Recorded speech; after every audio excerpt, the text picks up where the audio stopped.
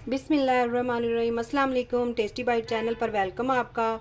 आज मैं आपके साथ रेसिपी शेयर कर रही हूँ मूंग मसूर की दाल की। और इसके लिए मैंने एक पाव दाल ली थी, भिगो ली है मैंने। अच्छी तरह आप वॉश कर लें इसको। और ये मैंने 3 हरी मिर्चें ली हैं, एक छोटे साइज़ का प्याज लिया है।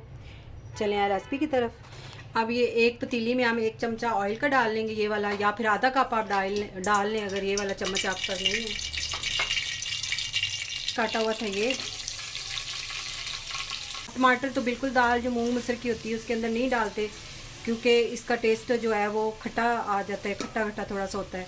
इसीलिए आप टमाटर ना भी डालें तो बेहतर है, कि उससे ये है कि अच्छी दाल बन जाएगी। ये देखिए प्याज हो रहे हैं हल्के गोल्डन, इस तरह के आपने गोल्डन कर लेने हैं। अब इसके अंदर हम डालेंगे 1 चम्मच भर के लहसुन अदरक का पेस्ट। इसको हल्का सा हम मिक्स कर लेते हैं।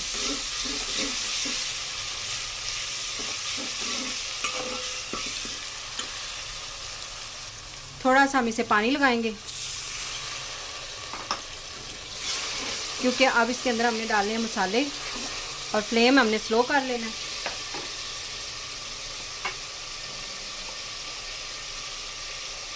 इसके अंदर मैं डालूंगी 1 चम्मच हल्दी का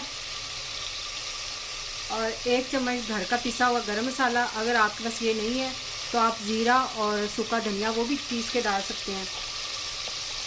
और इसके अंदर आपने लाल मिर्च इस्तेमाल नहीं करनी, आपने काली मिर्च पीसी हुई इसके अंदर डालनी 1 चम्मच भर के। और नमक डालेंगे 1 चम्मच।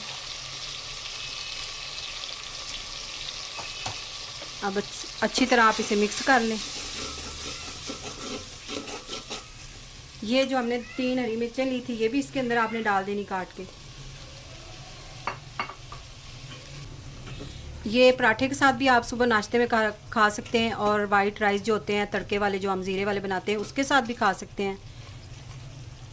अब 2 मिनट हमने इसकी बनाई की है स्लो फ्लेम पे।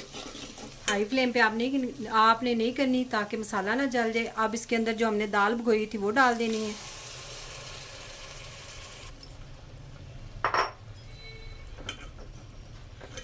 अब इसे आपने अच्छी तरह मिक्स करना है, इसको आपने भूनना नहीं है। अब इसी दौरान हमने इसके अंदर पानी डाल देना है। 1 लीटर हम पानी डालेंगे इसके अंदर। बिस्मिल्लाह।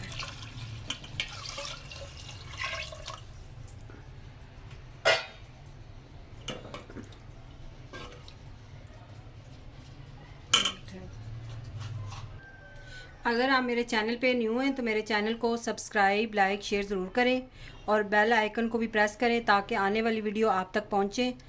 और ये इसको हमने अब 20 मिनट के लिए या 25 मिनट आपने इसको पकने के लिए छोड़ देना है।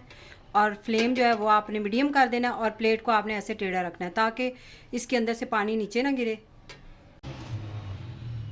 ये देखिए दाल तैयार हो चुकी है। इस तरह दाल हुई है, मलाई की तरह ये तैयार हुई है। बहुत टेस्टी ये लगती है चावलों के साथ और नाश्ते में।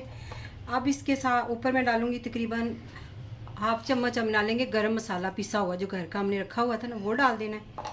और इसको कर लेना है मिक्स। और चूल्हा जो है वो हमने बंद कर दिया है। अब इसे हम एक प्याले में निकाल लेते हैं।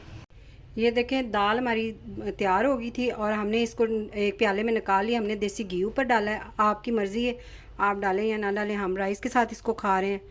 आप भी ट्राई ज़रूर करिएगा और मुझे बताइएगा कमेंट में कि आज की रेसिपी आपको कैसी मेरी लगी। अल्लाह हाफिज़।